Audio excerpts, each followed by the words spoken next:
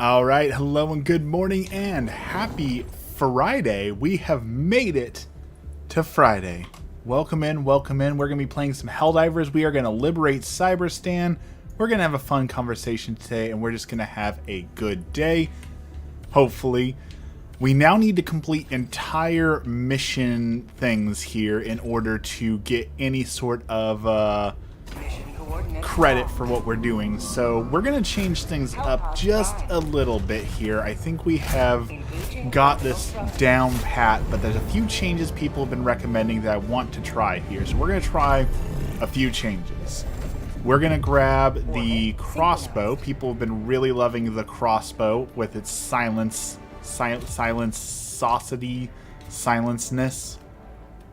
So we're going to grab that. We're going to grab the Re-Educator? Is that the one? Yes, we're going to grab that one.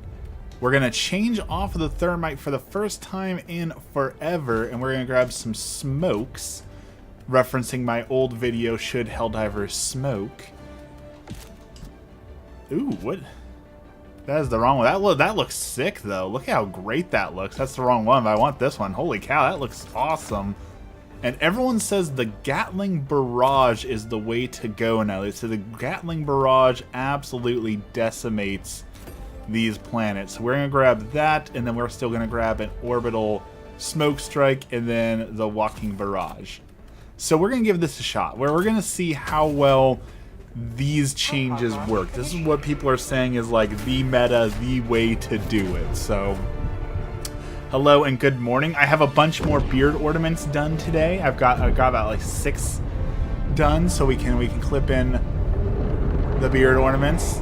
Yeah, looks pretty good. A little distracting as I wag my head around. So we need to flood hydrogen pipelines. Okay. Let's grab that. Let's grab an SOS beacon. Let's grab our resupply. And let's spread some freedom and democracy. Oh, there's a tank right there. Okay. That was a solid hit right there. I don't know if y'all just saw that, but that was a solid throw. Grab that.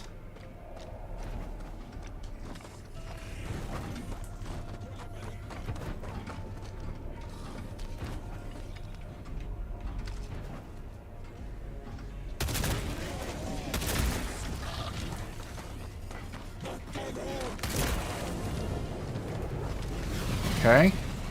Well, so much for the silent approach, but we're gonna go with the big approach now. We're gonna blow up that tank. Tank is gone. Allied destroyer joining squadron, deploying Helldiver.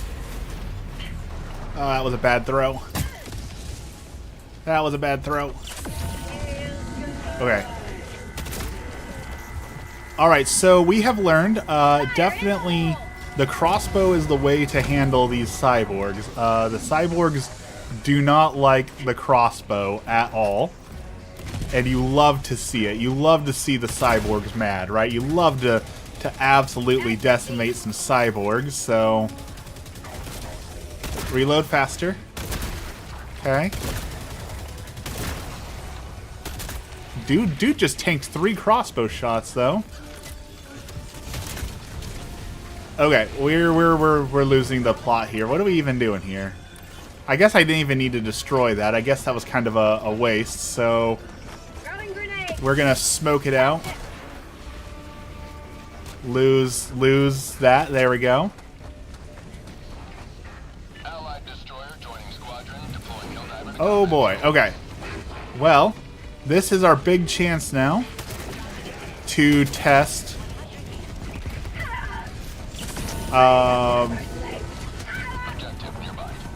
test the Gatling Barrage, I guess. I guess that was all pointless in the... Oh, well, there I go. I guess that was all pointless in the end. I thought I was doing an objective. I guess we got the spawner for when we come back, but that's a rough start. Good morning, Burger Koi. Do I own kitty? I have 2 kitties. I have Sunny, Sunny is a big orange dum-dum that I absolutely love. Oh, that guy just landed right on my orbital barrage. That is terrible. And we have Kiki, who is a black kitten. All right, I think we can officially say we have been lied to. The internet said the orbital barrage was absolutely devastating to these guys, and well, maybe. I mean, it does appear that it worked and shut that guy down pretty good, so maybe?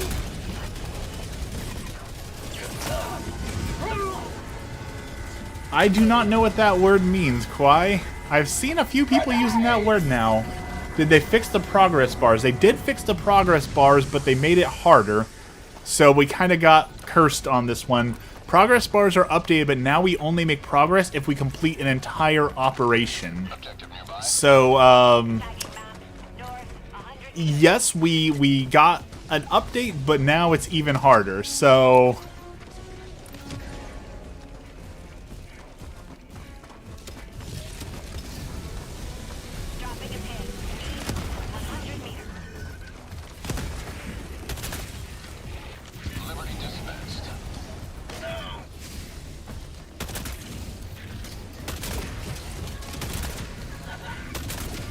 Come on.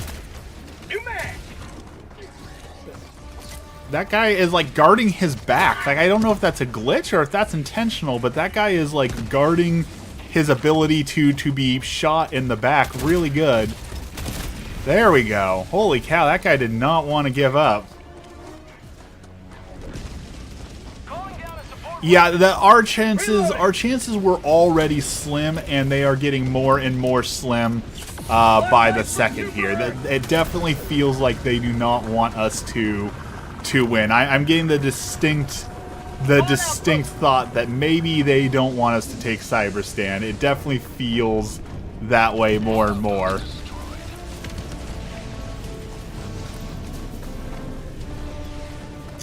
No, our cat is not any sort of derogatory. She is just a little adorable black kitten, full of energy and love.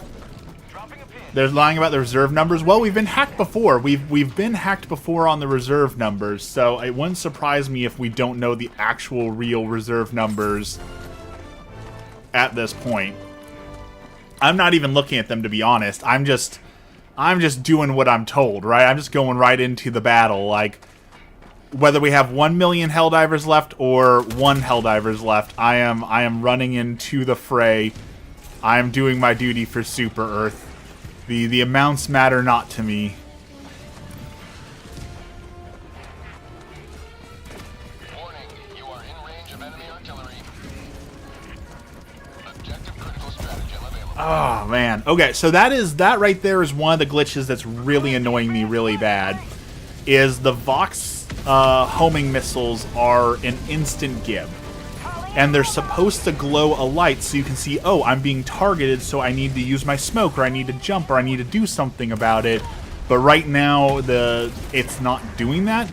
So sometimes they just randomly completely one-shot you, and there's nothing you can do about it because it's not properly displaying the fact that it sees you. And that's really frustrating to have to deal with. Just like, oh, hey, you just randomly got one shot and you could have done something about it, but because of a glitch, you can't do anything about it.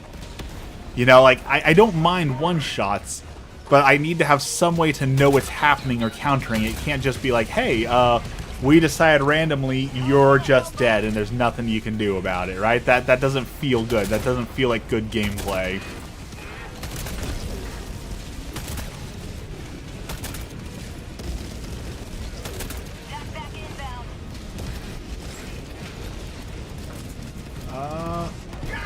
Like that, right? Again, he was firing things and it's supposed to warn me that he's firing things towards me, but it just instantly takes you down, and that's not supposed to be happening, and that's really frustrating that that's happening. I also read a really interesting thing yesterday about the game that I don't actually know if it's true, but it's one of those things people are saying, so there might be an inkling of truth to it. But they said if you host the game, you're something like 4 or 5 times more likely to be targeted by enemies and killed by them, and that like playing the game with as the host is hard mode because for whatever reason the bots are like programmed to specifically decimate you. Yeah, the lights on the ground are supposed to be a warning, but there's a glitch going on right now where the lights on the ground don't always show up, and that's the problem, is that the lights on the ground aren't always reflecting because there's some sort of bug in the code, and that's my frustration. I don't mind the instant gib. I mind that the way it's supposed to warn you is not properly happening. That's the frustration. Orbital.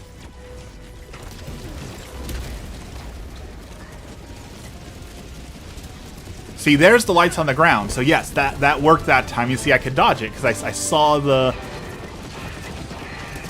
lights, so I was able to do something about it.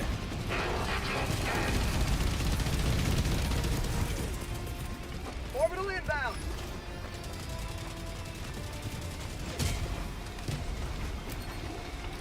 Throwing grenade. See, when it works well. It's just, it's a if it works. 200 meters. So how's everyone doing this Friday? Y'all hyped for the long weekend? I know I'm getting a long weekend, and I am very, very hyped for that. 4-day weekend for me. And I am doing the most adult possible thing for my 4-day weekend. I am buying a vacuum. That is probably the most adult thing you can do. Yeah, we're definitely losing this one. But the good news is, whenever there's a predestined loss, it seems like Joel sometimes writes these things as you are going to lose and there's nothing you can do about it. But don't worry, because we have a mission in the back that's going to help you. And I really feel like they've got something else planned for this story, and that's why we are losing this, is because there's something more they're going to give us to the story. So I have hope that yes, we are going to lose, but that the loss is going to lead to something else. So I am hopeful that Joel's got something up for us. It doesn't help that we have a lot of bug divers. The bug divers, they like, the people refused so much to stop bug diving that they literally had to give us like an MO for going onto the bug plants to try and make the bug divers participate also. Which, you know, I understand this debate has been ongoing and ongoing and ongoing, right? Play how you want to, do what you want to, but also when every death is harming us, it's really frustrating that people are like, well, I understand this is ongoing, but I don't want to participate, but I'm still going to actively harm the war effort. You know, that's a little frustrating.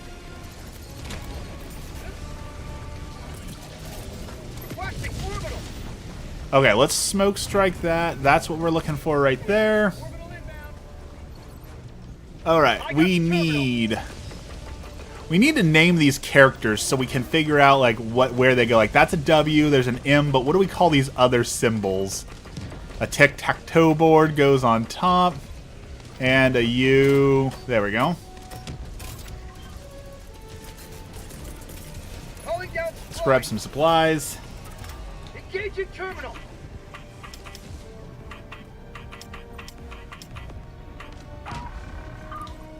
Power the core. Alright, now we need to flood the exhaust system. Which, speaking of the exhaust system, one of the cool details I saw on this game, apparently if you blow up the vents on the tank, the Vox machine, if you blow up all of its vents, it will open up a hatch to vent out the heat, and that hatch is like a super weakness that you toss a grenade into and it will solve the problem. And I thought that was a really cool detail. If you blow up all the vents, it has to manually like vent out the heat. I thought that was really cool. Bubble's here. Good morning, Bubble. What's going on today? Alright, I think we got one more vent to do. We are going to also...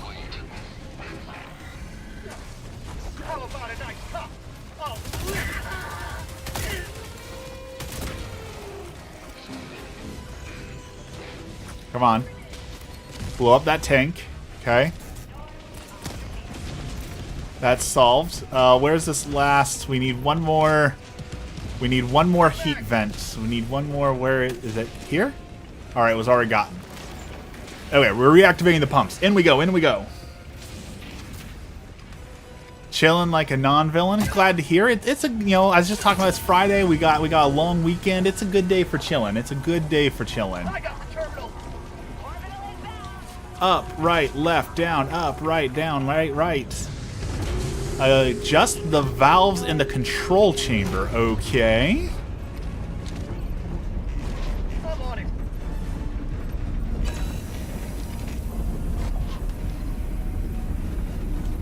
Overload. I'm on it. Doing anything special tomorrow? Sort of. So Emmy and I have been, of course, as we've talked about, we're trying to save money. So rather than doing a big Valentine's Day thing, we are cooking some Valentine's Day dinner together. So that's what we're going to be doing, is making some Italian carbonara. That is what we're doing. Rather than spending money on a hotel and doing all those things, we wanted to do that. What are we doing here? I'm on it. There we go. Run to the terminal and force start the unit. Spidey is here. Good morning, Spidey. So yeah, it's not the most exciting Valentine's Day stuff, but we're saving the money for what we really want, right? So the excitement will come. The excitement will come in the future when we get to go to Italy. I am now level 8.5 on my Italian lessons, so I am basically fluent in Italian now. So just so you're all aware, I'm putting in the work on my Italian language.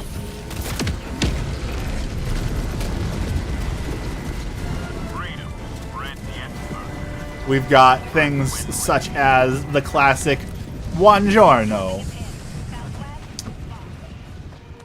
And then like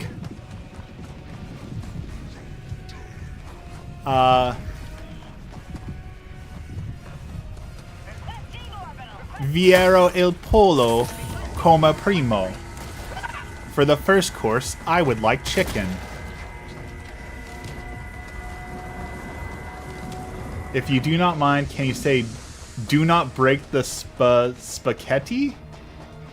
Is that the new form of somebody touch my spaghetti? KFC, good morning. I am on Duolingo. I am hopping on Duolingo. I am learning the Italian language every day. It's a kind of pasta. Do you mean spaghetti? The spaghetti noodles? Do not break the spaghetti.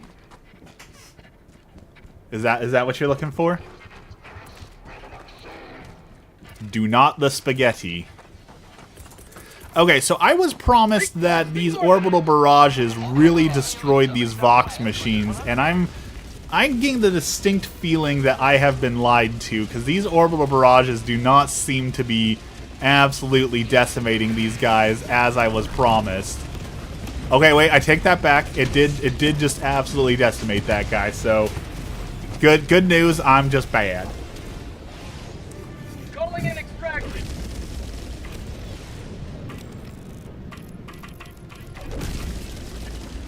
Extraction request confirmed. Shuttle inbound. It does help if it hits the things, you're right. Requesting equipment. Can you talk loudly into the mic? I mean, I try not to. I'm already a loud person, and Emmy is sleeping in the next room. And the vibes I try and curate here are more chill in the morning, so I try not to yell into my microphone for a multitude of reasons. ETA T-minus 1 minute 30 seconds. Emmy will not be happy if I wake her up because I'm streaming.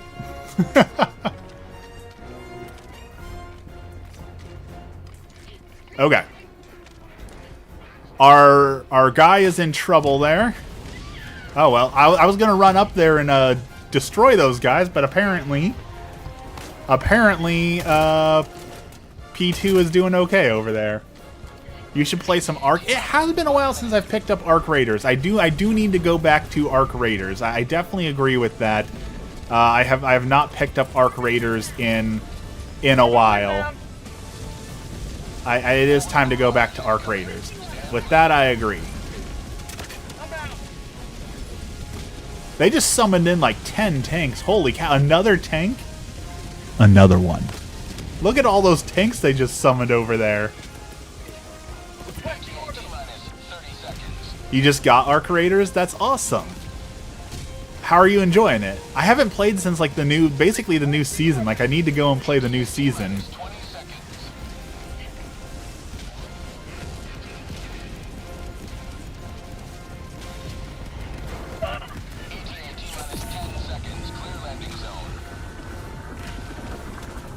Throwing grenade! Boom! Down they all go. Oh, so there's the ejection. Someone said this is the ejection pod right there. So chat is delayed. I think it's on like a 5-second delay. I have not applied the up, right, down, down because every mission I've dropped on, the anti-air is so bad that we can't use eagles. Like I've never actually been able to use an eagle on these missions because the anti-air is so bad. Another step towards the righteous reclamation of CYBERSTAN. Here we're putting in more beard ornaments for Valentine's Day. I've been working very hard on making my beard ornaments. They're all the like little candy hearts. They got all little cute sayings on them. And I made these myself. And they wonderfully clicky clacky. It is absolutely perfect. I don't like how they hype this up and sabotage us every turn. So here's the thing, like I don't mind it because it feels very much like this war effort should, right? Like they're hyping up the war, but they're not telling us how much of a grinder that it is, right? Like a real war, they're not telling us how much of a boondoggle it actually is going to be.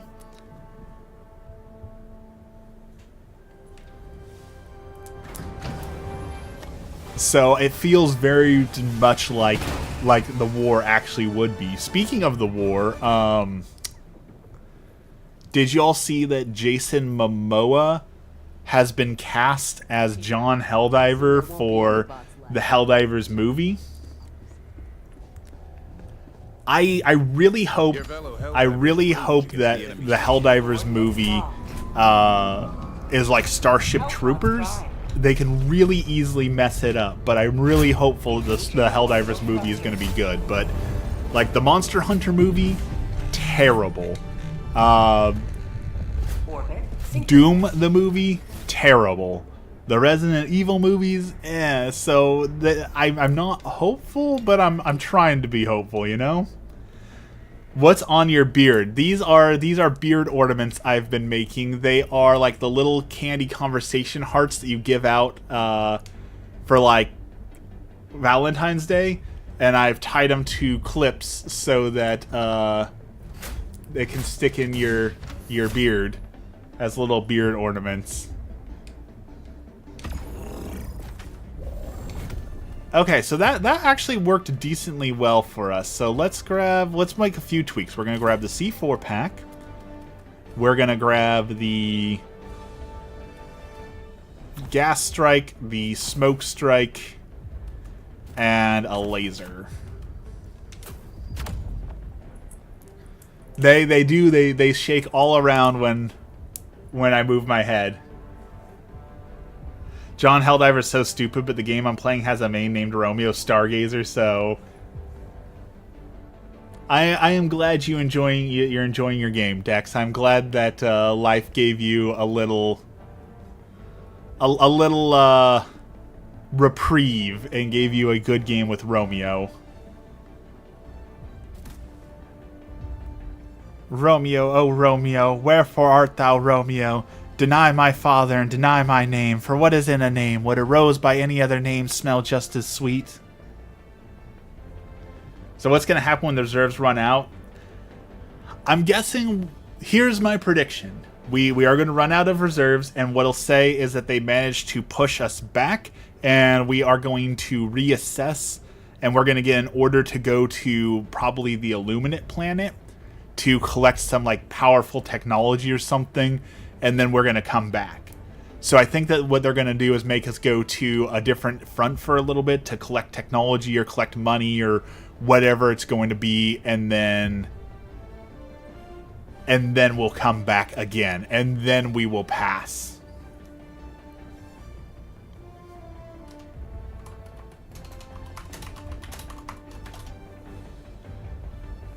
Launch initiated. So that's my prediction for what will happen.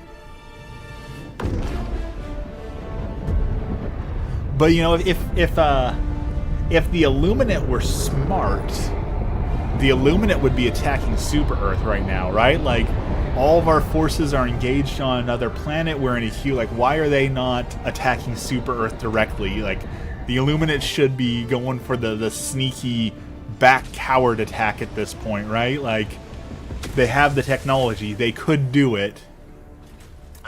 It's nice of them not to, but it almost seems like the Illuminate doesn't want to win this war. Objective located. Enemy elite.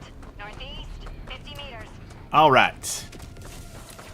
Here we go. One more time. That should be good enough. Objective critical strategy available. Orbital inbound. Calling in a health off. Outpost destroyed. Okay. How about a nice cup of liberty?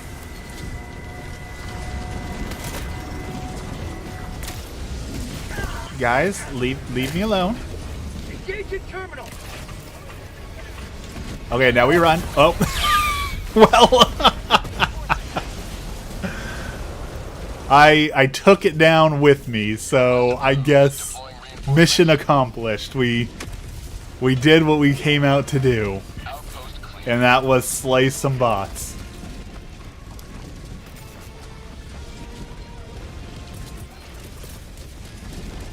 Requesting orbital.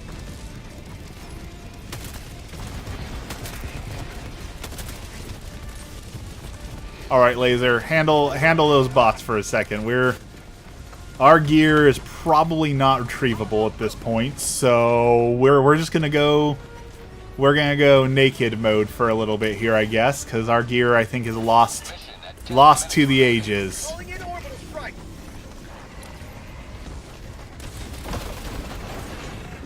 Gas strike incoming.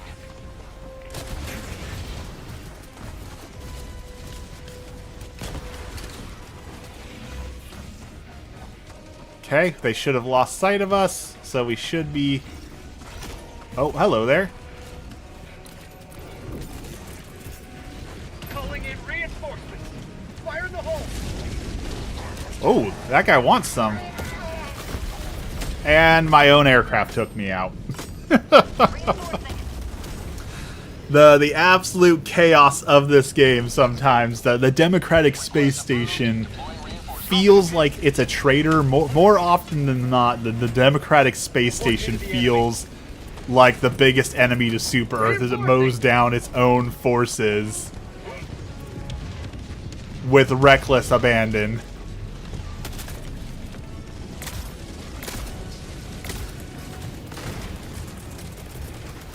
Calling in. Okay, we're in a bad position here. So what can we do to reposition here?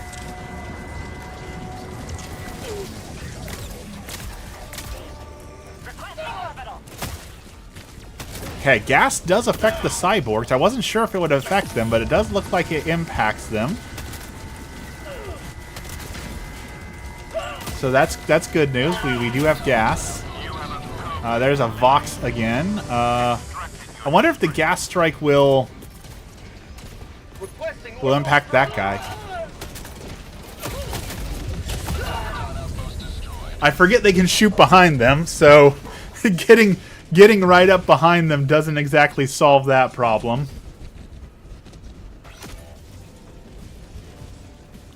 Calling in reinforcements. That's okay. We only gotta destroy one more thing here, and then we're done. Approved. Deploying reinforcements. But we're kind of chewing through our reinforcement budget. Kind of hardcore. Delivering.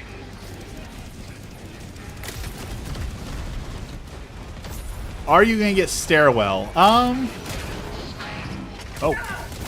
I did not see the Vox tank up there.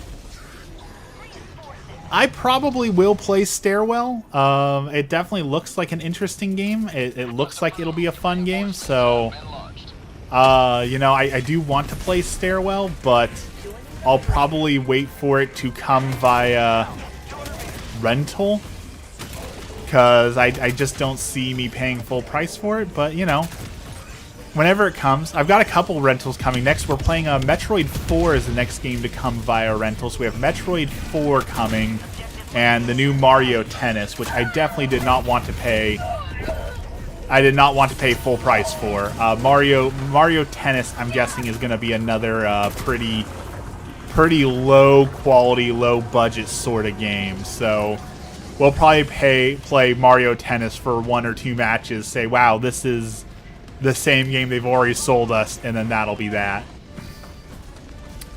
I'm not anticipating Mario Tennis being a good game at all. Yes, the beard beads are multiplying. I've been working slowly at putting them together. I've been slowly making more.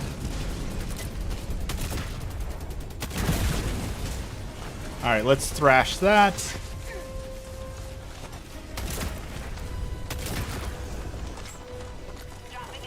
Ooh.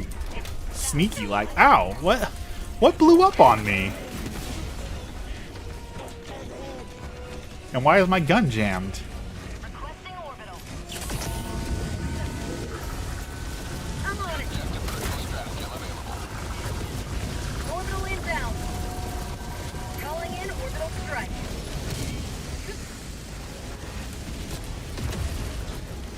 Calling down objective equipment. Oh, there's a tank right there. Okay. We're gonna solve it that way. I don't expect it to be too pricey. That's true. It probably won't be a full price game. That's probably true. It'll probably be like $10 or $20.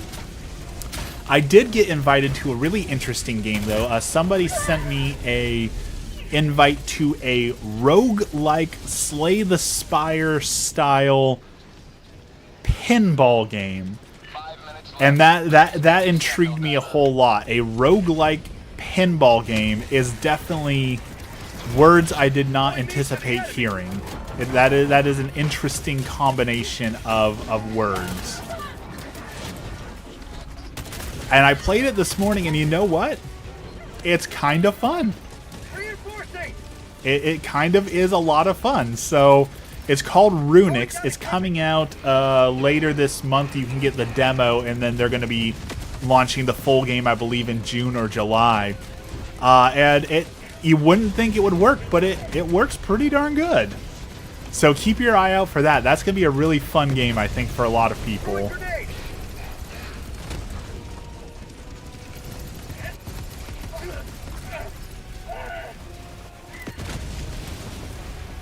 Okay, did we get it? We did not get it.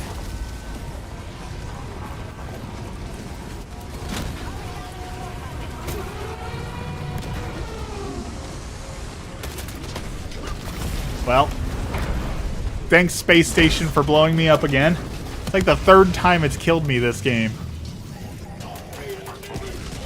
What makes it roguelike? Well, so after every level you complete, it gives you a new ball type, and you can then combine those ball types for combos. So there's definitely roguelike elements to it, and there's different acts and bosses, and rather than like regular traditional pinball games where obviously it goes on until you lose the pinball, there are enemies. You have to hit the enemies with the balls to take them out to end the match. And the longer the match goes on, the more health you take. And when you lose a pinball, it's not game over. It just subtracts from your health. So it's a really interesting concept, and I really enjoy it. Yes, a roguelike pinball game. Zombie Rollers Pinball Heroes. Never heard of it, but if it's like that, I will play the heck out of it. I love pinball and I love roguelikes. So like that's two of my favorite things combined. I am all about it.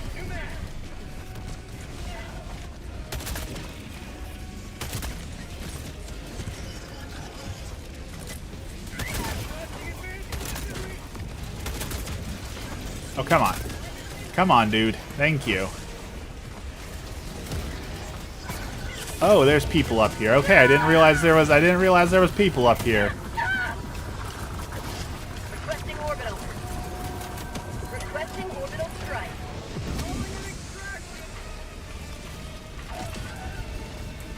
Extraction shuttle inbound.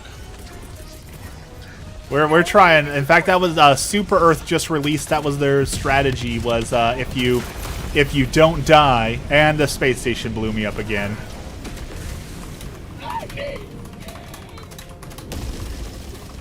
Calling in reinforcements.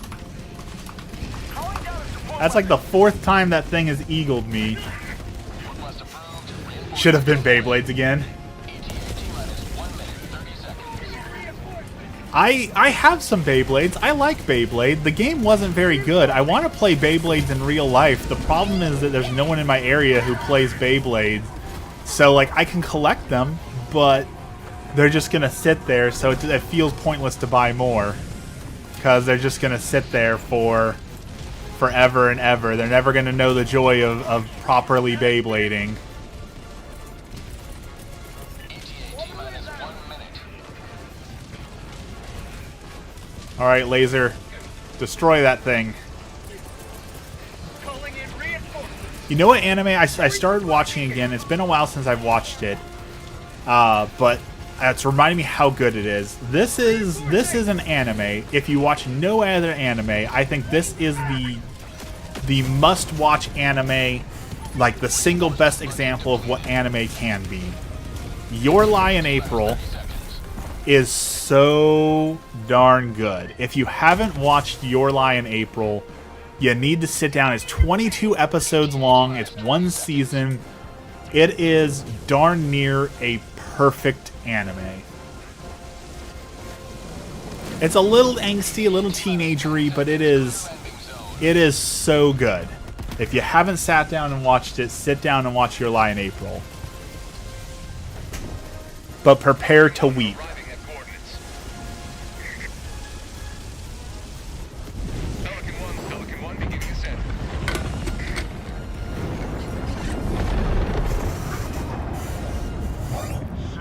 I'm trying to stick with Helldivers to destroy CYBERSTAN. But once the World of Warcraft expansion comes out, I'm going to be all about that WoW. So prepare for, as of Thursday, February 27th. That is when the game comes out. We'll probably be streaming WoW for a few days just because I really want to play that. So be prepared for some World of Warcraft streams. I just found out the hollow purple power, and I'm intrigued by how it can be used for evil. So I might start watching Jujutsu Kaisen. Jujutsu Kaisen fell off so hard. Like, it had such a good start.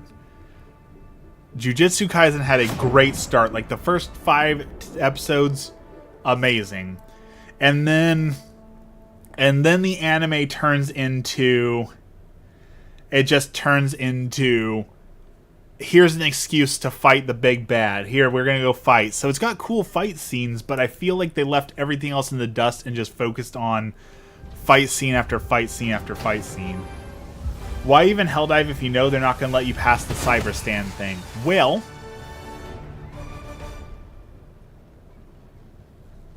because I crave the destruction of the bots.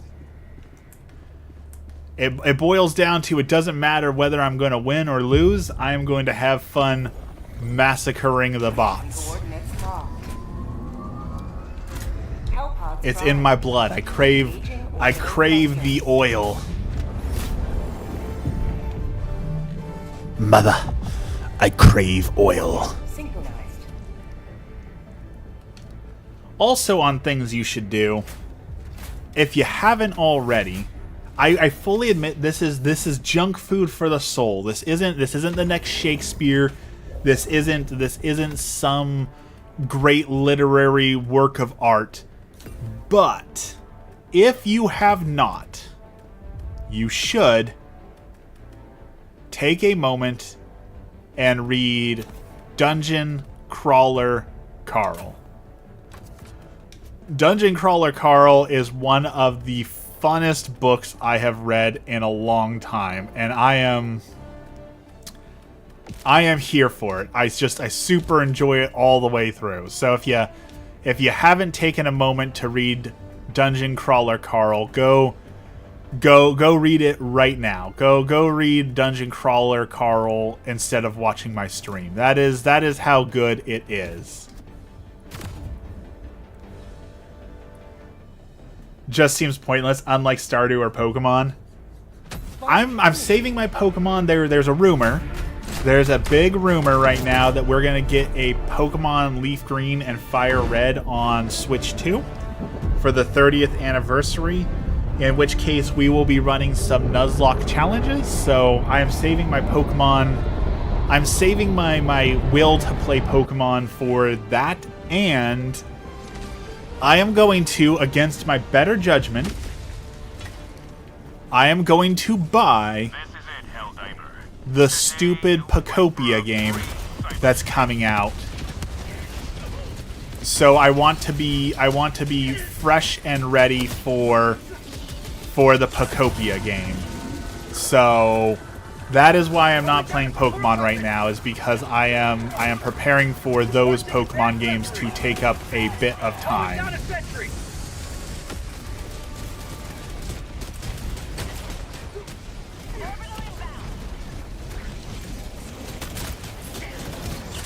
Where did my leveler go? I thought I picked up the leveler. I did not.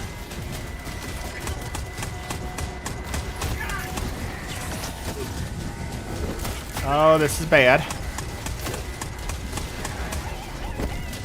Oh, this is real bad.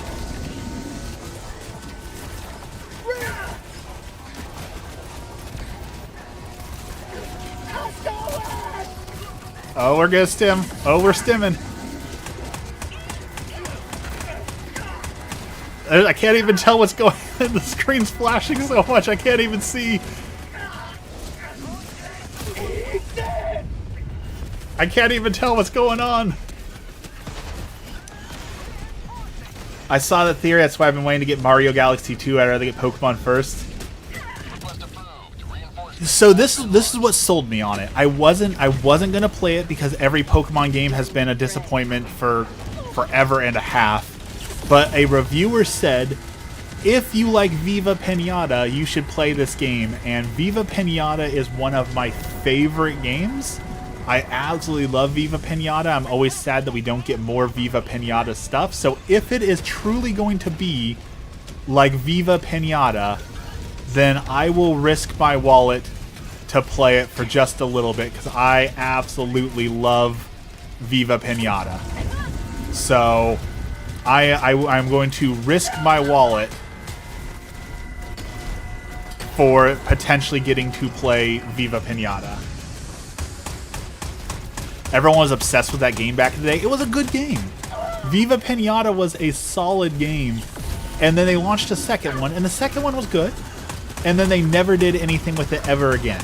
Right? Like, it just fell off the face of the earth for no good reason. Why they never made another Viva Pinata, or they did nothing with it. I don't know why they didn't do anything with Viva Pinata. So because the review said, if you like Viva Pinata, you will like this game, I decided I am going to risk it and try it. And I might, Dex, close your ears for a second, Dex. I'm gonna talk about one of the leaks for the next Pokemon game. Cover your sensitive ears, Dex. Here comes a Pokemon spoiler. Allegedly, the next Pokemon game is going to have a infinite roguelike system attached to it too. And as I said, I am a sucker for roguelites. So if the next Pokemon has a infinite roguelike system built into it, I will try it. The last, like, 4 Pokemon games have been absolutely terrible garbage. But I'm a sucker for roguelikes, so I will try it. I will try it.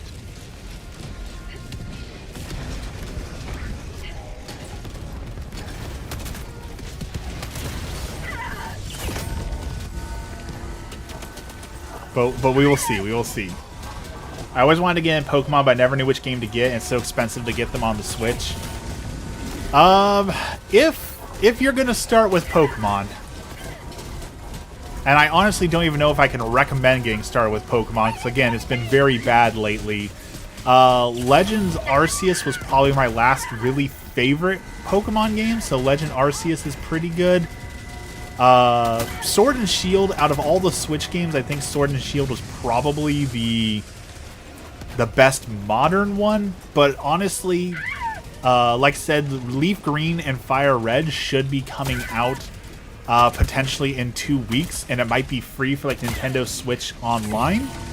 So I would wait until we get more confirmation if you're gonna get that, because if you can just play those ones for free, Leaf Green and Fire Red are probably as good as you're gonna get for Pokemon games, honestly.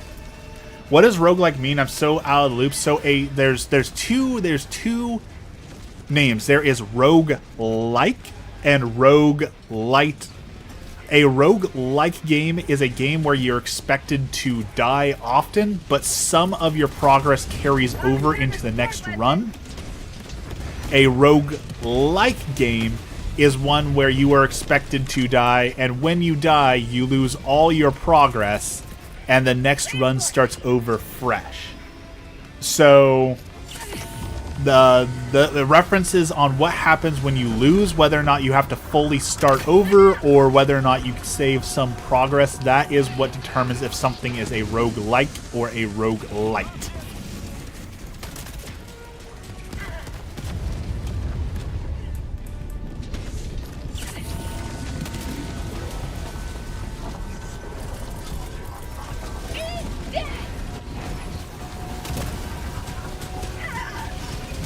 So it's interesting that there's rumors that that might be in a Pokemon game, and I'd like to see how that plays out. So that is why I'm interested in Generation 10, and that is it, because Pokemon Scarlet and Violet were just boring, uninspired. Pokemon Legends ZA was the most boring cash grab I've ever seen out of Nintendo. Like, oh, here's a bland environment that repeats itself 1,000 times over, and we're just gonna spam Alpha Pokemon. Roblox Foxy from FNAF Doom is so peak.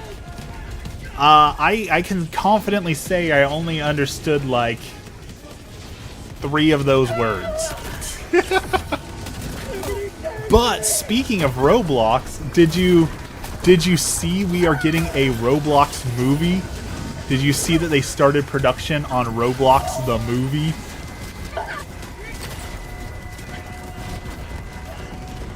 Do you like video games? I would consider myself a casual lover of video games. Like, occasionally I'll join a forum for a video game.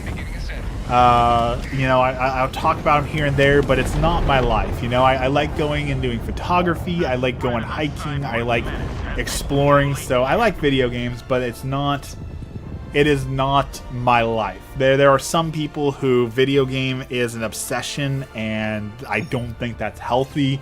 There's some people who have a video game addiction. I think that is also an unhealthy and bad thing. So I enjoy video games, but in a healthy way. There is an unhealthy way to enjoy video games, and I think that our world has crossed, like Marvel Rivals. Marvel Rivals just had some sort of like balancing patch problem, and there's these chronically online Redditors who are so mad about an update to Marvel Rivals that they are literally taking the lead developer's face and putting him on real-life World War II dictators. Like, they're literally comparing him to genocide because the balance in the game is not that good. If you can, with a straight face, say that this person making this game is unbalanced is as bad as literal genocide, you need to put the video games down, you need to go outside, and you need to get a life. Because that is inappropriate on so many levels. That is unhealthy on so many levels. And like, one of the sad statistics that I saw while people were talking about the Super Bowl and all that is on the day of the Super Bowl, domestic violence spikes because men get super drunk and then they get super mad that their team isn't winning and they go and take it out on their girlfriends and wives. And at that point, I can safely say if a football game causes you to go and beat your wife, you should be banned from viewing football. Period. You cannot engage in football in a healthy manner, so you should not legally be able to view the Super Bowl or any football ever again, because you have some deep problems that need to be addressed first. And it's sad that that's where we're at, even as like a society, right? The fact that I can even bring this up is ridiculous. Absolutely unacceptable. Super Bowl Michael Jackson 1993 was so peak. Here it comes, amazing Spidey.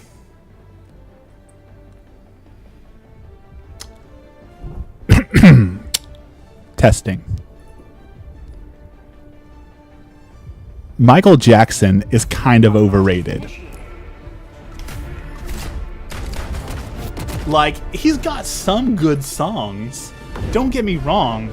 He's got a few good songs, but being like the king of the genre and the best performer ever, like, there's like 3 songs of Michael Jackson that I can listen to, and even then they're so played to death. Like, oh, it's Halloween and you're playing Thriller? Like, go figure, right? Like, overhyped. I'm not saying he's bad. I'm saying that Michael Jackson's a little overhyped, a little overrated, and a little overplayed. That's all I'm saying.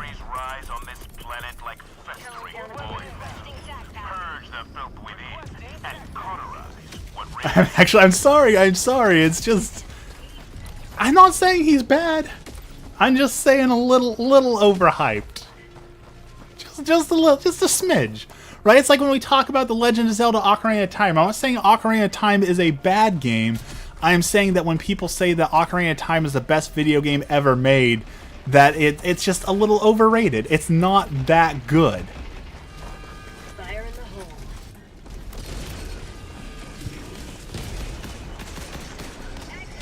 He's bad. He's dangerous.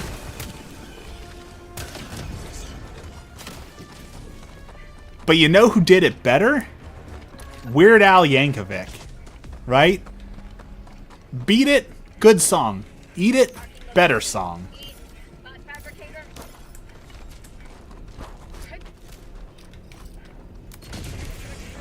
But that can basically be said for everything. Weird Al Yankovic can basically take any song and make it better. He did Nirvana better than Nirvana. He did Michael Jackson better than Michael Jackson. There is nothing that Weird Al Yankovic can't do. Warning, you are leaving the mission area. Oh, well, that's not good.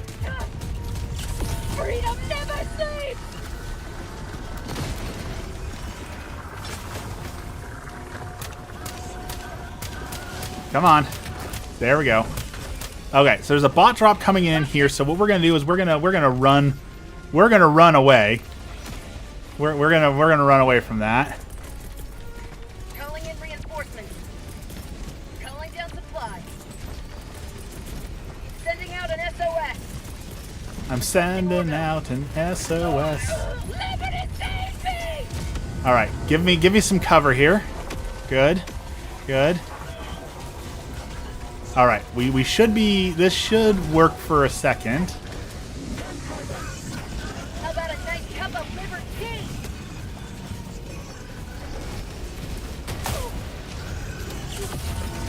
All right, we're in trouble. We're in trouble. That did not work. I have the wrong grenade. Everything this guy seems to be true, so I might have to go find Dungeon Crawler Carl. Yes, you got to go find Dungeon Crawler Carl. Again, it's not Shakespeare. It's not gonna. You're not gonna read it and be like, wow, this is a life-changing philosophical book that has enhanced my life. But it's like ordering. It's like. Okay, this is gonna be a very certain reference. Kids, close your ears. You won't understand this. It's like ordering a McDouble and a McChicken, a large fry, and a large Coke at 3 a.m. after a night of heavy drinking. Or alternatively, like ordering Taco Bell at 3 a.m.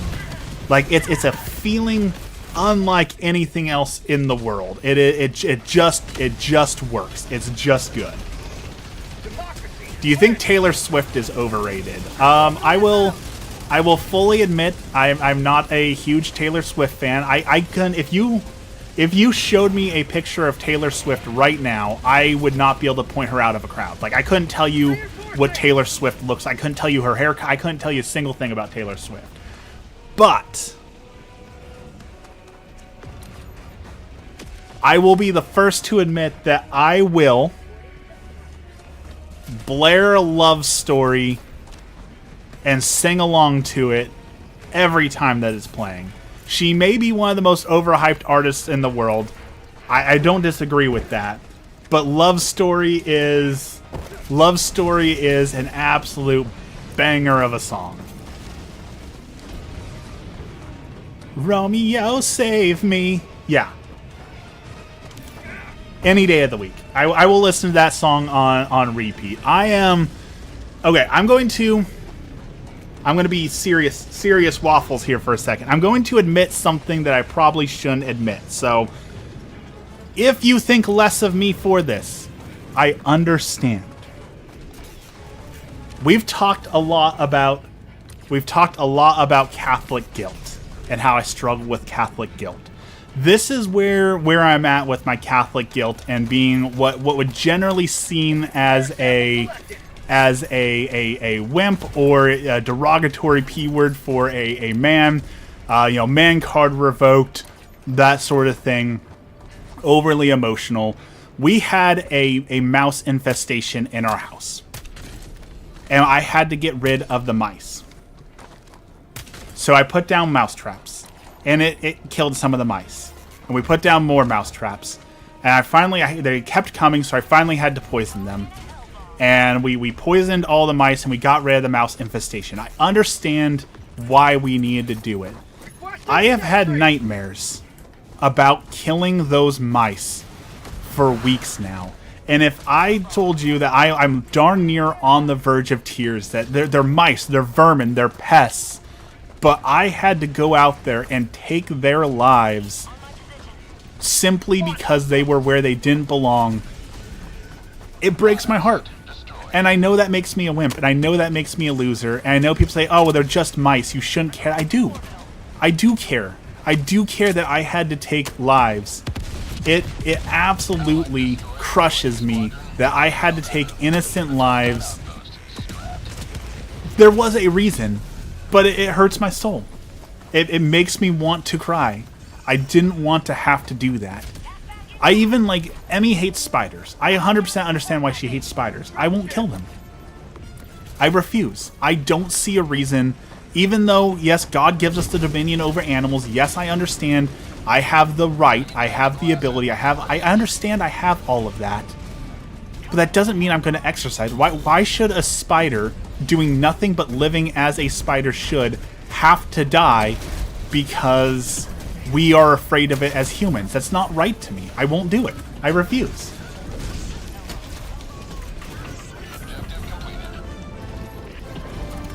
I'd never think less of somebody because of an opinion, even if I disagree. Thank you. I appreciate that. But I understand that it is an unpopular opinion.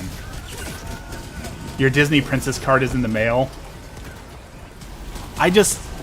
You know, God calls us to love the creatures. God calls us to do right. And I just don't think that stomping on a spider because you don't like spiders is the right way to exercise dominion over an animal. You know, I don't see that as the solution. I feel like there can be other solutions besides I'm going to stomp you into the dirt because I don't like you. You know, there's got to be something else we can do.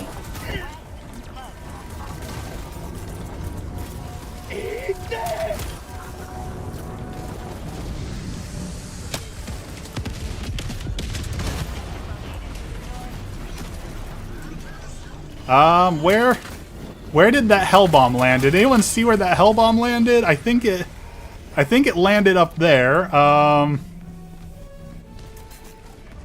That's a problem.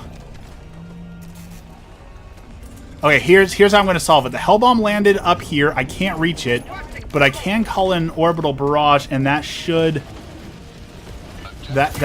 solve that problem, maybe.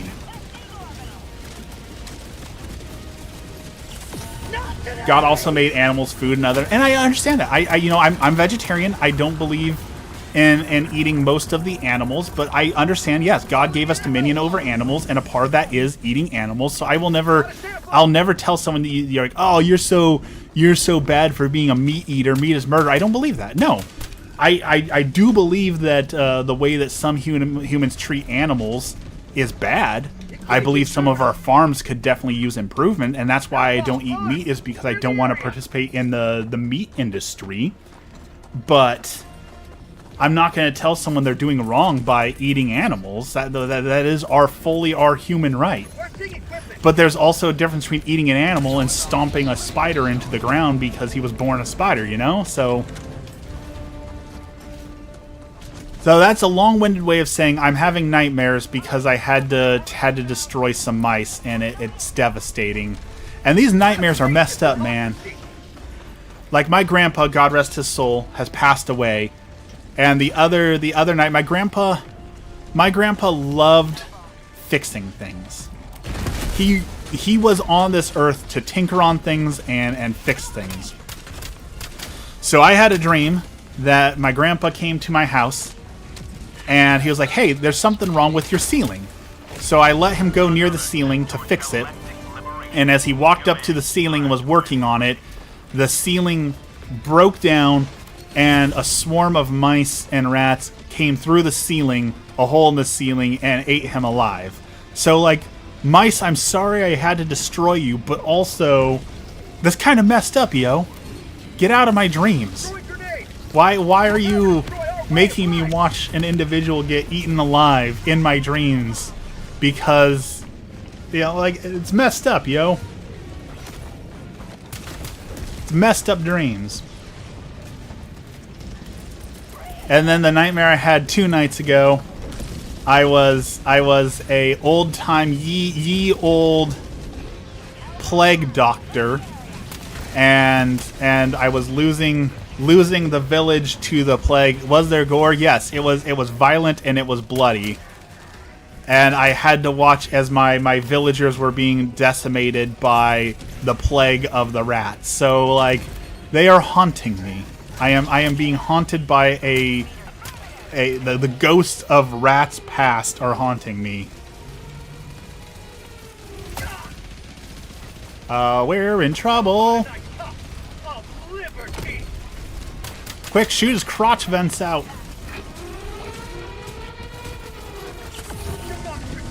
And definitely, I understand that, PK Killer. That is my duty. You know, mice can spread disease, so we needed to remove the mice from.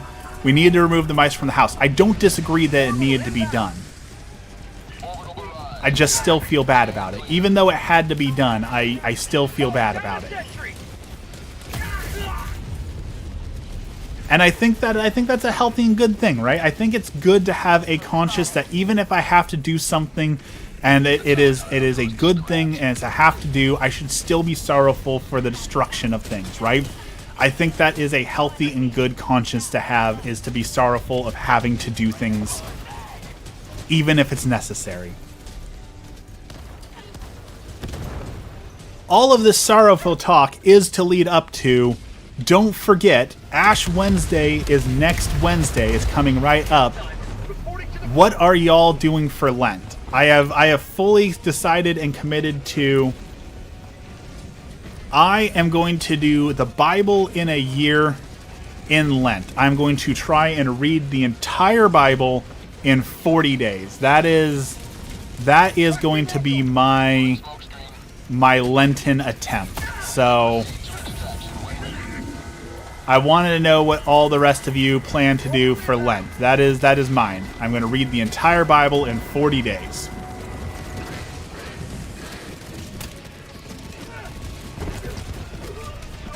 Hopefully.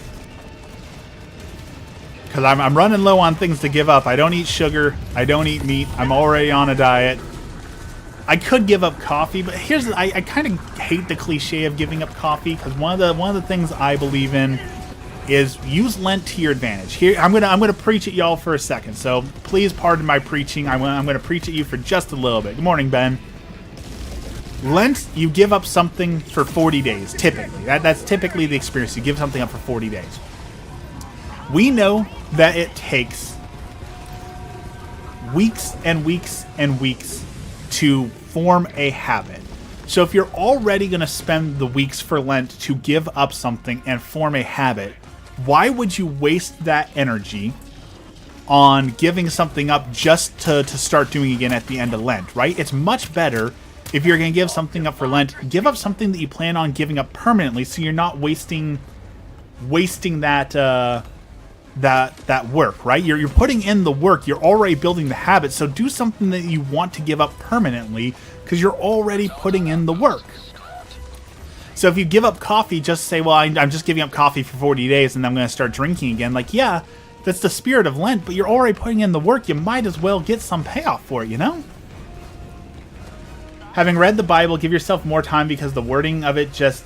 So what I'm going to do is I'm going to do Bible of the Year, where it breaks down the passages. So it gives you 3 passages, and then a priest explains what those passages mean, so that you're not losing context, because it is important to get the context. It is Lent. Yep, Lent starts on Wednesday. So Lent is, the tradition of Lent is, it is the observance of a season. The idea of Lent is that we are preparing for the resurrection of Jesus on Easter. We are preparing for the resurrection of the Christ. And so the idea is that we do something penitential, we give something up, we do sacrifices to prepare us for the coming of Christ. That is the purpose of Lent. So you don't necessarily have to give something up. Sometimes people add in prayer, people add in like rosaries.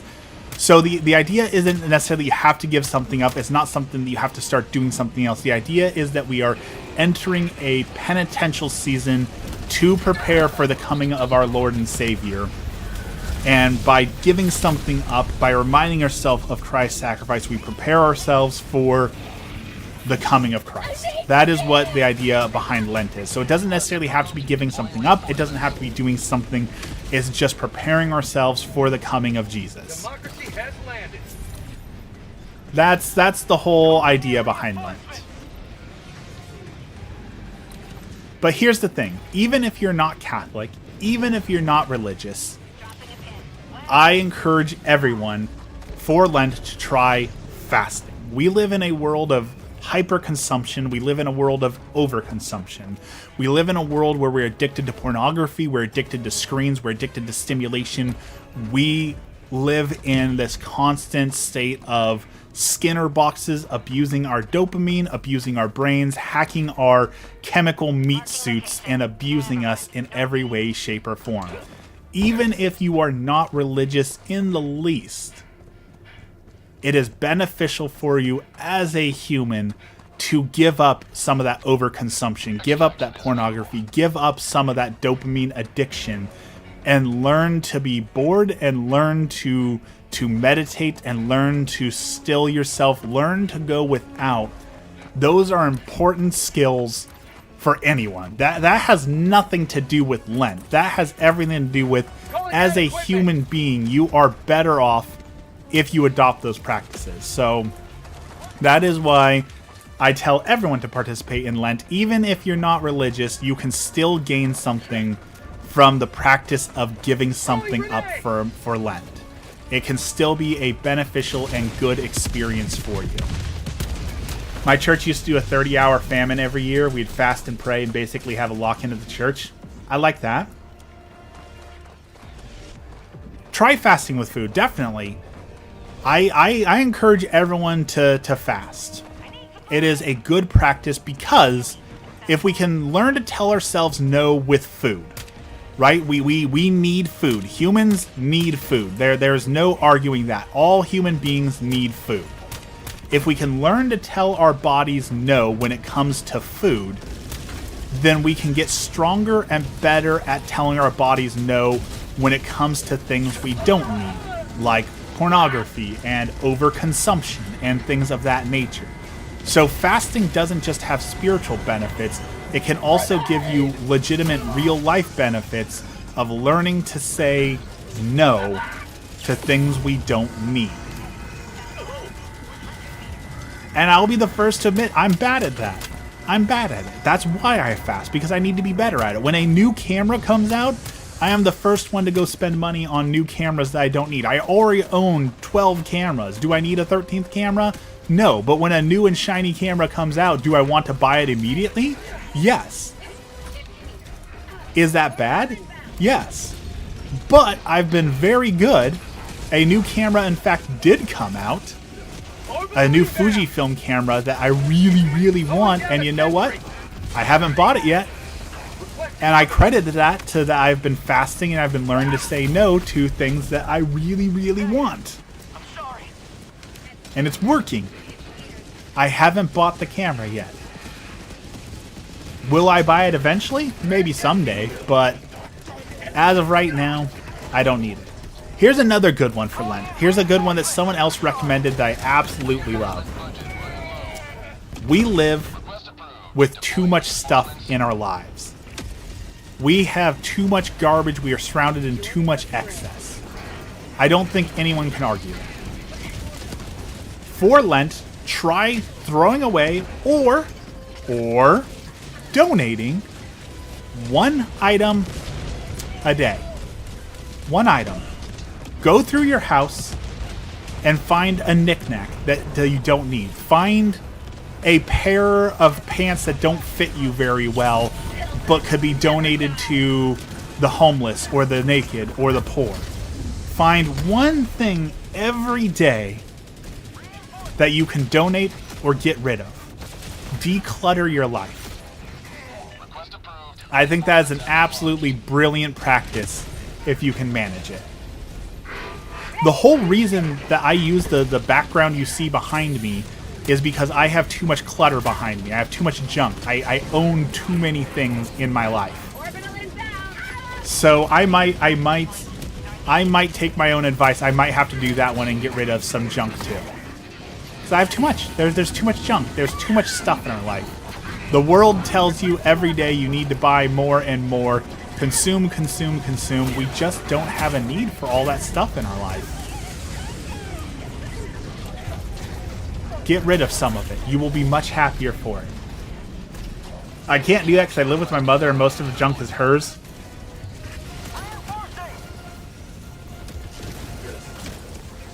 Here's the thing.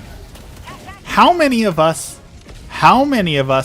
millennials, specifically millennials, how many of you millennials have said something to the tune of, I don't want, when my parents pass away, not you, Mom and Dad, I know you're listening, Mom and Dad, I'm not talking about you, you've already sold all your stuff, but millennials in general have been complaining about, like, I don't want my parents' China collection. I don't want to have to deal with all the plates and the clutter, right? They've collected too many things, I don't want to have to deal with it. How many of you have said that, and in the same breath, you have your your Beanie Baby collection that you are going to be passing down to your children. Your Beanie Baby collection is never going to be worth anything. I'm sorry. You've been taken advantage of. Your Beanie Babies are never going to go up in value. Your pop figures. Not looking at you, Dex, but how many of us have 1,000 pop figures that now fit into the category of landfill core that are going to plague our children for generations to come when they inherit 15,000 pop figures still in mint condition that are all just going to go to the dump? My mother's junk consists of miniature knickknacks like crystal angels. Does she have Hummels? The little, like, the precious moment angel boy and girls. Do you know Fertana? I do not know Fertana. Don't you bring up my precious collection. Reinforcement budget deployed.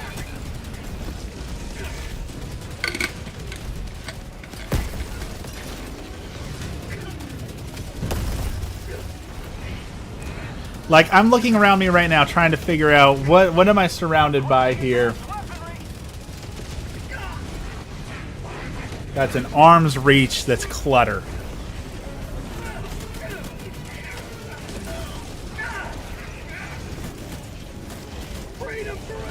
I'm sure there's something. My guilty pleasure is collecting digital games. That the galaxy may be spared the tyranny of the Cyber. Here's the messed up part about the, the messed up part about the digital games is someday, like everyone, we will pass away. And they're trying to make it so that that digital library dies with you. All the thousands of Steam games just magically, poof, disappear. Gone forever. I'm so sad there's been so much stress in my life. Alright. Some life advice, Spidey. Some unsolicited life advice. There will always be stress in all of our lives. Even more so now with everything going on in the world right now. Of the galaxy's liberation. One of the best ways to de-stress is mastering this mantra. This is my dad's mantra, and I love him for giving it to me. When are you stressing about when you stress about something, whatever it may be, ask yourself, can you do anything in this exact moment about it? If the answer is no, there's no point in worrying about it. If there's nothing you can do about that thing, then why bother worrying about it? There's nothing you can do to change it. If you can do something about it, why bother worrying about it? You can do something about it. What about here?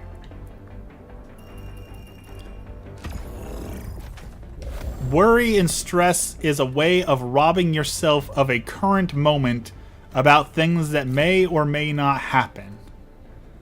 Don't let it rob you.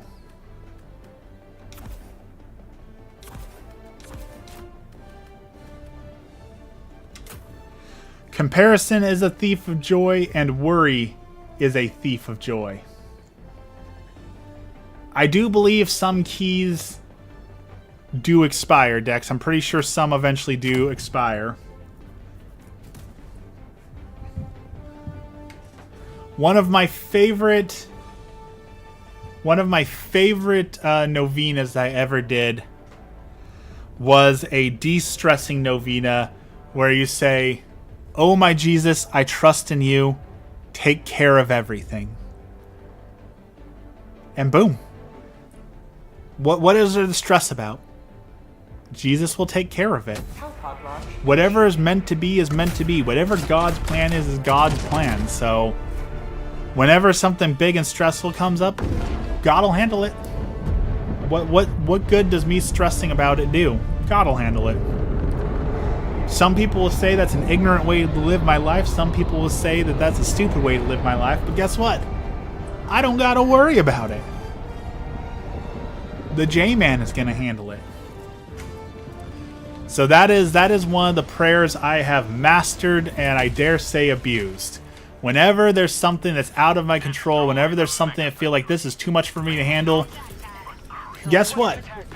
It's your problem now, Jesus. You take care of it. You take the wheel.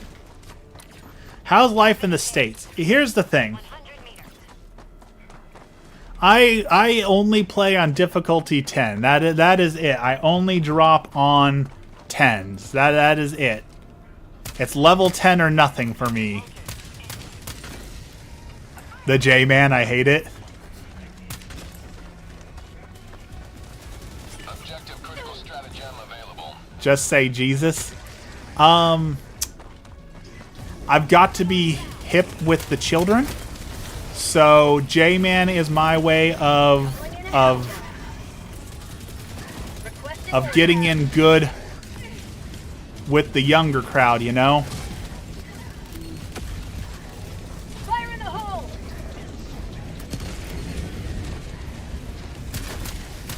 I gotta How'd you like to taste the fruit? stay hip. Oh, no, don't destroy my... No. Get away from that. Get away. Back off. I have to beat this guy. Okay, well, that's not working. Alright, that worked. So, the US, every day, people are living in fear because you open up the news and you see some horrible atrocity, some violation of human rights, something awful is happening. And I don't disagree that everyday horrible atrocities are happening. That is absolutely true. But again, it goes back to, is there anything that I can do about it? No. So why stress about it? Why? And maybe this is selfish. Maybe this is a position of privilege. But I can open up the news and see that like the people in Minnesota are struggling. The people are having problems. There's nothing I can directly do about that right now. So why should I wreck my day being concerned about what if scenarios and all these things if there's nothing I can do to change that? And again, maybe that's a position of privilege, but like, Found something. does me worrying about it change anything? No. Well, then why do you want me to sit here and rack my brain about potential scenarios that might happen if it's not going to do anything? Thanks to you. You may proceed to extraction. Never mind. Southwest. Objective located. Southwest. All right, that's destroyed. That's destroyed. That is true. They have retreated out of Minnesota. My guess is they're coming to my state next. They've been pretty clear that they've had their eyes on Oregon for a while, so they probably are coming to my state next. And if they do come to my state, guess what? Then it is my problem. There is something I can do about it. I can be out there protesting. I can go out there and make a difference. And I will. Requesting orbital. I will go out there and do something. But when they're out in Minnesota, there's nothing that I can do about that. So I might be on the front lines with my camera here soon, taking photos and doing my part to share the information about what is or is not happening. Orbital inbound. Oh, I did not see there was a hell bomb there. Whoops. What are you protesting against? If ICE comes to my area, then I will be out there documenting the protests. A part of my job as a photographer has always been, and a wannabe journalist, is documenting the truth. What that truth is not my job to necessarily say. My job is just to document what is happening and let people understand what is happening. So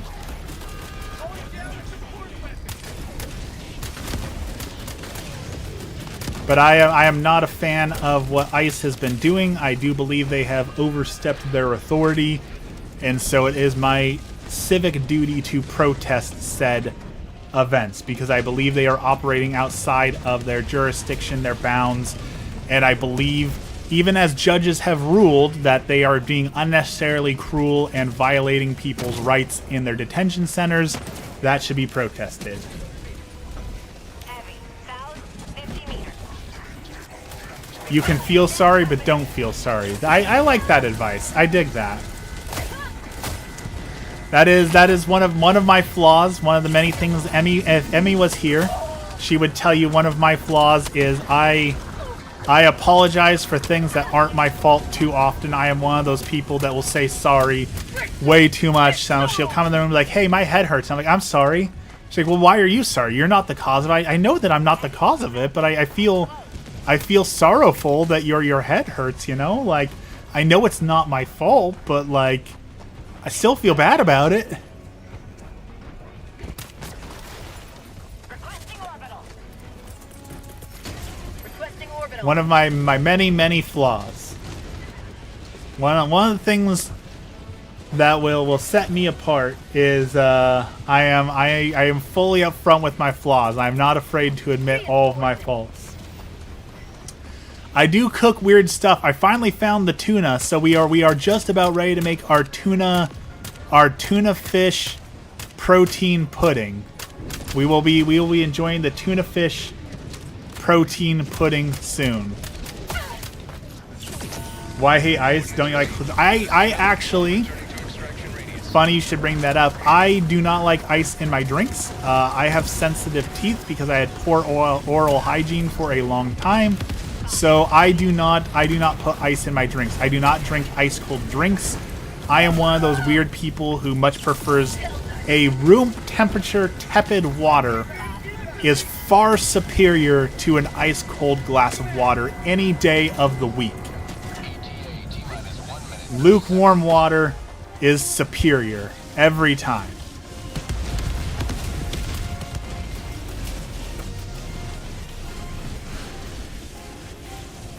That being said, I have a lot of weird rules for water. Like, I prefer room temperature water, but if I pour a glass of water before bed, put it on the counter, and I come back in the morning, I cannot drink that glass of water.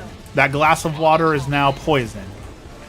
So I have to dump it out and pour a new glass of water, because water that has been sitting out like meat, right? Like if you leave out meat, you can't eat it because it gets diseased. The water gets diseased if it's left out for too long. So it needs to be room temperature water, but it also needs to be fresh water.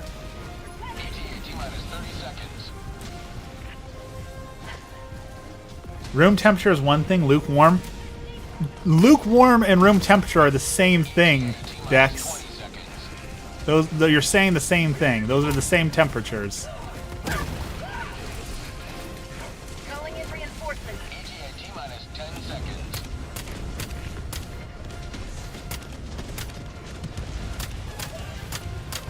Here's another unpopular water opinion. Dasani water? Delicious.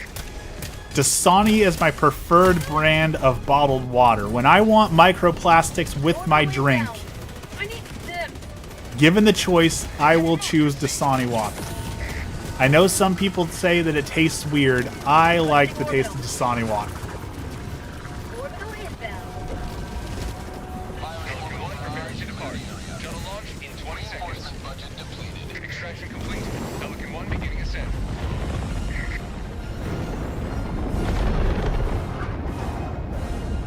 The smoldering scar. Yes, that is my rules for drinking water, Dex. You have it accurate. That is an accurate statement.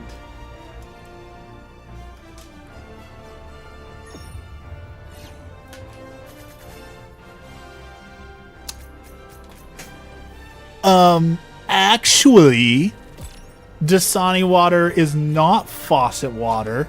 It is tap water, but it's enhanced. It is enhanced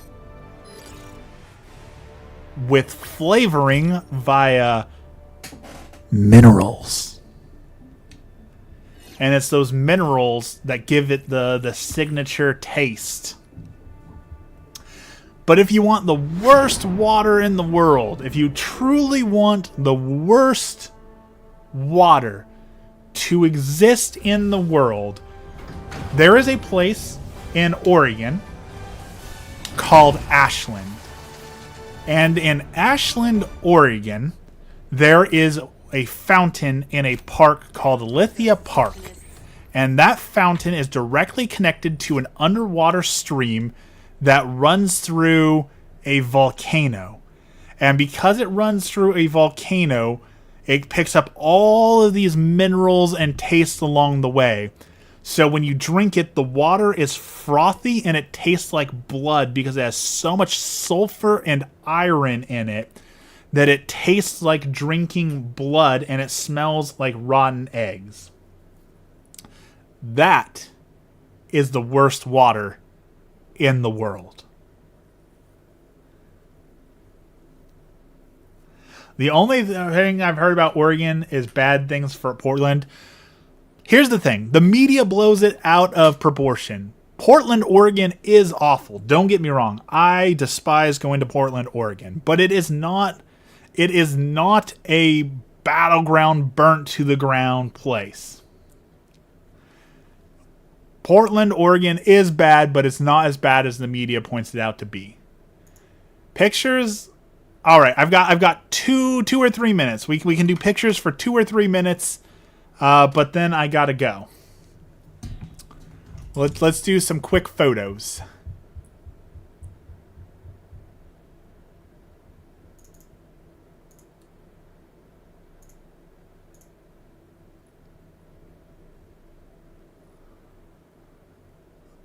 It needs to update, so here we go. Photos. Let's go farther back. We haven't looked at old photos in a while. It's not a robot. That is the Waffle Knight. That is him reaching out and flipping the things. So let's look at some photos here. This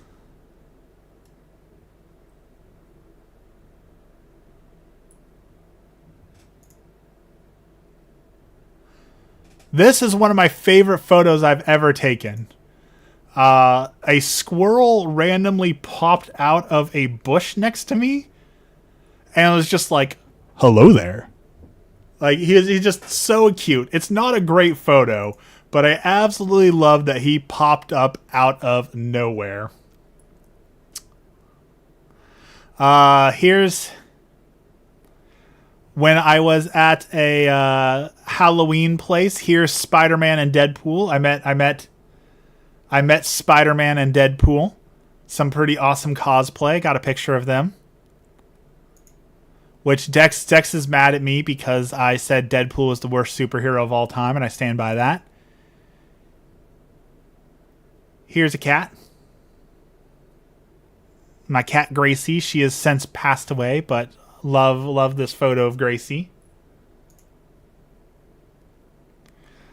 This llama. This is one of my favorite llamas.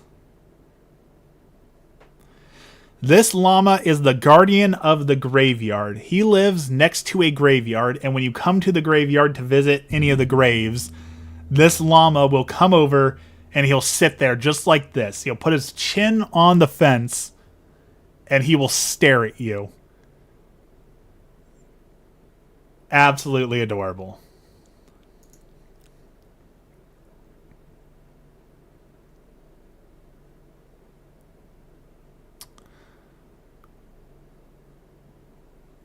Let's see, what else do we got here? This was a picture I took. This was when, this is Oregon. So talking about like Portland, how much people demonize Portland. When I was first starting out, when COVID had hit, there was a lot of people suffering from COVID. And this was one of the homeless camps that got opened up in our area. Thank you, Spidey. This was the size of one of them. This was a small one. This was a small homeless camp that was out in the open. Like, that's how bad.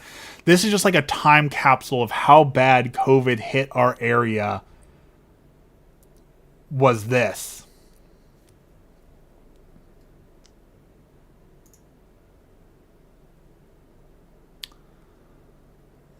Let's see.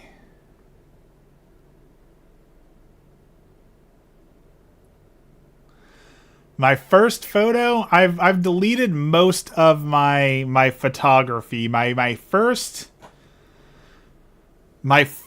photo that I liked that I kept. This is probably my oldest photo that I liked that I kept. This is probably the absolute oldest.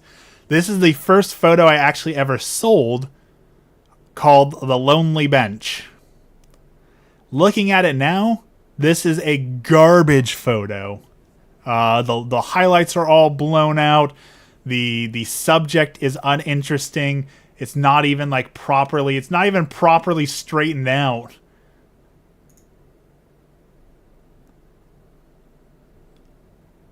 I sold this photo for $5. There is something nice about the photo. It was meant to be a depressing photo. So you all got what I was trying to give. You are right. It is a depressing, almost like a piece of Americana is kind of where I would classify this photo. It's a piece of history. It's a little sad. It's a little depressing. I love the photo, but looking back on it now compare this photo. This was the best photo that I took back then. Compare that to exactly, yeah, Americana. That's what when it calls it, gives you USA vibes. That's an Americana is the classification. So you compare that to stop. It locked up. Lightroom is garbage. If you ever had become a photographer, Lightroom is so frustrating with how often it locks up and breaks. Man, is it frustrating. Okay, so you compare this, what I think was my best photo back then, to now.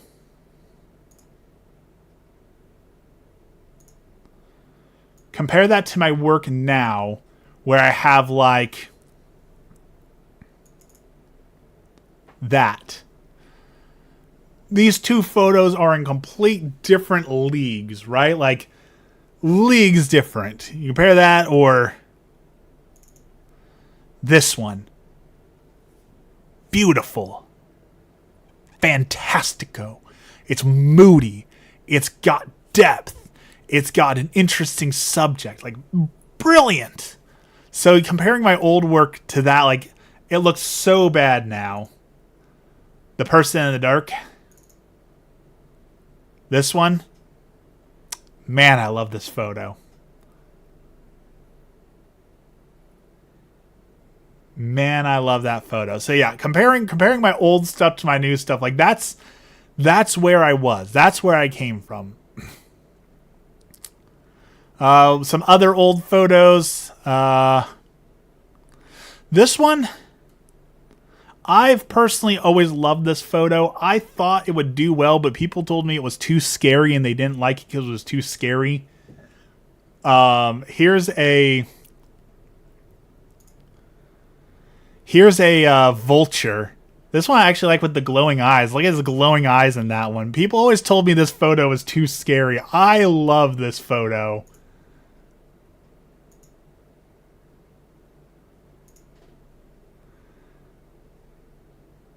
You know, and now that I have some new tool, I wonder if I can save this photo a little bit more now. Actually, I doubt it will work, but let me check. Why are your old photos so depressing? I was still finding my voice as a photographer at this point, so I was doing a little bit of everything, so I didn't know what I wanted to do with my photography. Do you have somewhere where you post your photography? I've posted my photography. I tried Instagram, I've tried TikTok, all that sort of thing, and I never get any traction, so I've pretty much given up on posting my photography online because I never get any views on it, you know? So I typically don't post it anymore. I usually talk about it here on stream. Here's a ghost photo. Here's a ghost photo I took of Emmy.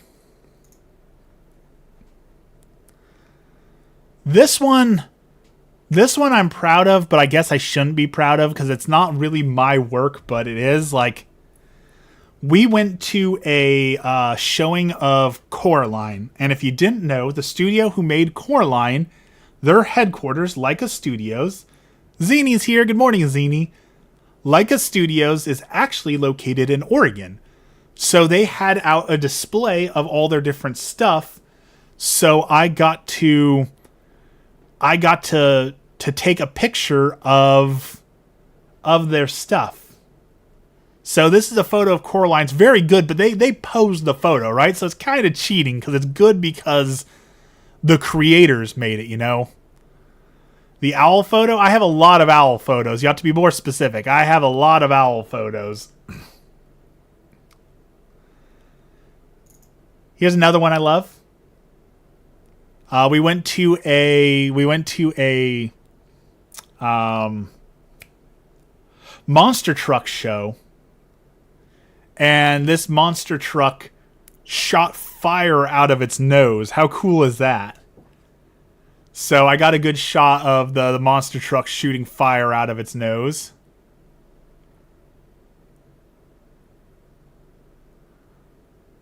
The white horned owl? This one? Is not a good photo. This one's not a good photo. I have better owl photos. You want good owl photos? I have a lot of... There's 8,000 photos in here waiting to be edited. Show me your worst photo? Oh, man. Okay. I think, actually, this probably qualifies as one of my worst photos. No. Let's see. See, these are people. I got to skip past that. I don't want to show off people. Don't want to show off people. Worst photo. There's some bad photos in here. Wait for it.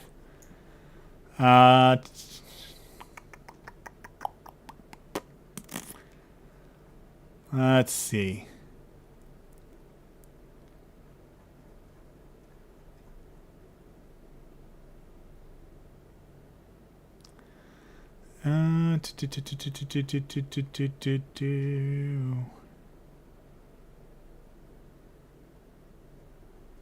It's somewhere in here. Just wait for it. People.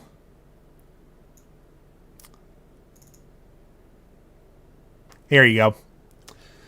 This was one that I recently taken. Again, I always was trying to find my voice. I finally found my photography voice. I am an animal photographer.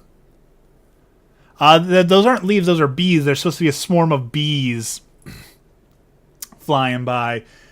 So before I figured out that I wanted to be an animal photographer, I struggle with landscaping. And this one I took and I was proud. I was like, oh, it's so... Look at it, it's so depressing, and it's so like the leaves and the color, and it's moody. This is a garbage photo. One of my absolute worst. In fact, you know what? Let's just... We're going to go ahead and delete that photo.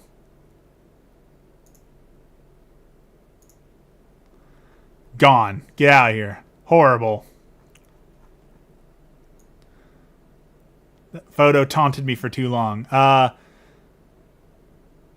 Here's a Poca photo. I tried product photography. So, used some lightings and little Pokemon figures. Mimikyu. Cute little dude. This is also one of my favorite. I don't know. People dislike this photo. And I don't know why so many people dislike this photo. But I like this photo. Like It's a boring bird. Like, sure, it's just a seagull. But the way it's kicking up all the light around it, like... I think it's cool. I think it's neat. Any space photos? Oh, do I have photos for you? I have space photos.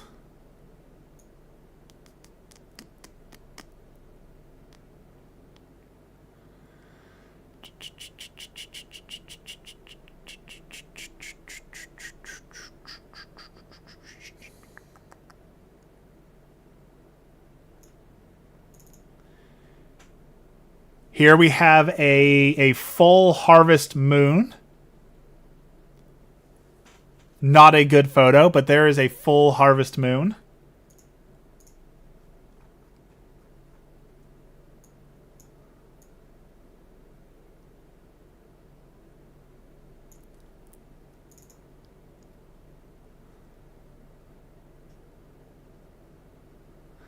Let's see. This one is...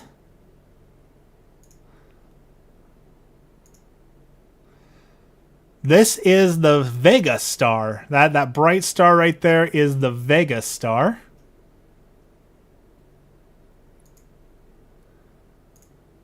Here's a better shot of said. Here is the... I forget what cluster this is. This is a whole cluster of stars.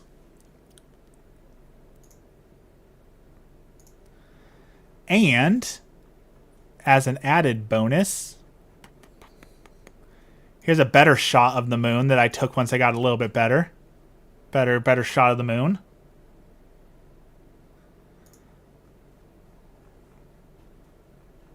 We howl at the moon. Y'all remember that Quiznos commercial with the sponge monkeys? It is good for us. We howl at the moon. No one else remembers that but me. Somewhere in here, I have a picture of the sun that's really good. Where is my sun photo? Minions, tonight we steal the moon. Where is the sun? It's somewhere in here. I know it is.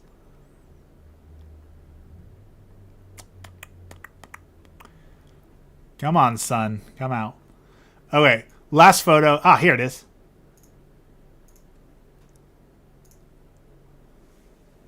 There is the sun.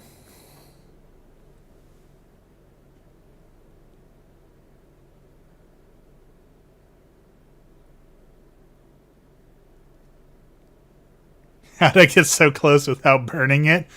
I used a lot of light filters. A lot of light filters to get that photo. Okay. One last photo, and then I really gotta go. I love video game photography as well. So when a game has a photo mode, I will gladly play with the photo mode as well. So here is Red Dead Redemption 2. There is the bog at night, and here is a shot of Arthur Morgan with a cigar. And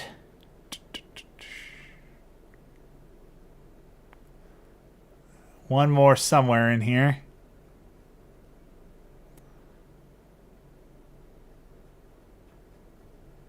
Where'd it go? Where'd it go? I like the shots of Arthur Morgan. Thought I had more, but apparently... Ah, here we go. This one. This is Ark Raiders. And I love the moodiness, the tone, the feeling. Like this shot from Ark Raiders is my favorite video game photography moment.